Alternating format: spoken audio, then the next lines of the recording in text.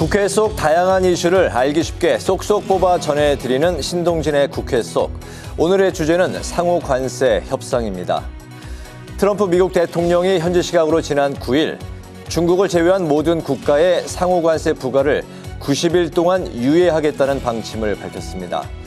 오는 6월 3일 대선을 앞두고 있는 우리로서는 차기 정부 출범 이후까지 협상 시간을 벌게 된 셈인데요. 일단 급한 불은 껐지만 이제 본격적인 대미 관세 협상이 시작된 만큼 철저한 대응이 필요한 시점입니다. 국회에서도 논의가 한창인데요. 먼저 화면으로 만나보시죠. 베이징이라 할지라도 산업부령으로 제안하고자 하는데 이의 없습니다. 정부는 상호 관세에 따른 거시경제 전반에 대한 영향을 집중적으로 점검하고 지원 방안을 조속히 마련할 필요가 있다고 생각합니다. 일본은 뭐 이렇게 총리도 나서고 기업도 나서고 뭔가 많이 하는 것 같은데 우리는 이제 뒤늦게 하는 거 아니냐 이런 걱정들이 많거든요. 일본은 작년에 대미 수입을 늘려서 대미 흑자를 희석하는 방법으로 미국의 일본은 유용한 파트너라는 이미지를 각인시키려고 노력해왔어요.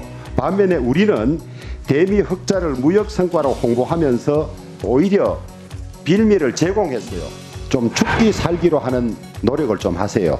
네, 우리나라의 지금 경제 성장의 과정을 보시면 굉장히 많은 통상의 질곡을 겪었지만 전투에서는 몇 번 질 수가 있지만 전쟁에서는 저희는 한 번도 진 적이 없습니다. 이번에도 분명히 이길 겁니다.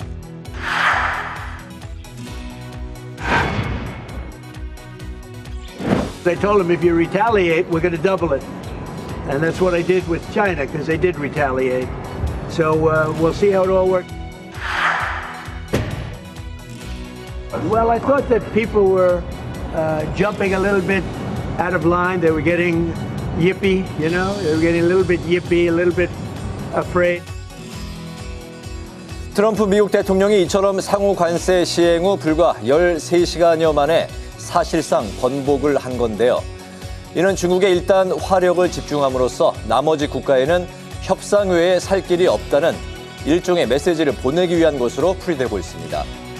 중국을 제외한 나라들의 상호 관세를 90일간 유예함으로써 우리나라 관세율도 25%에서 10%로 낮아졌는데요. 이에 우리 정부도 기업을 위한 총력 지원과 함께 미국과의 협상의 중요성을 강조했습니다.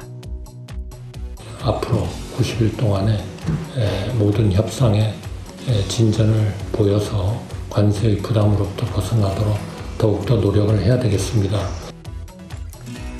트럼프 대통령은 동맹을 대상으로 통상과 안보를 연계시킨 협상 의지를 재차 드러내면서 동맹국과의 우선 협상을 지시하기도 했는데요. 이에 우리나라와 일본이 가장 먼저 협상 테이블에 앉을 가능성이 큰 상황입니다. 한국이 관세에서 혜택을 받으려면 방위비 분담금을 비롯해 이처럼 양보가 불가피한 사안들이 협상 시에 거론될 것으로 예상되고 있습니다. 한덕수 고난대행이 미국 트럼프 대통령과 통화한 직후 대한민국은 90일간의 상호관세 유예 기간을 확보했습니다. 이 시간만큼은 초당적인 국익 확보와 대외 협상력 제고에 총력을 다해야 마땅합니다. 순식간에 국채금리가 급등했습니다. 이는 트럼프 대통령이 상호 관세를 무작정 밀어붙이기 어렵다는 걸 보여주는 대목입니다. 한덕수 대행은 이런 점을 면밀하게 분석, 실용적 관점에서 국익을 최우선 가치로 놓고 협상에 임해야 합니다. 무엇보다 정치권이 미국과의 패키지 딜을 뒷받침할 수 있는 국회 결의안 등의 초당적 지원도 필요한 상황인데요.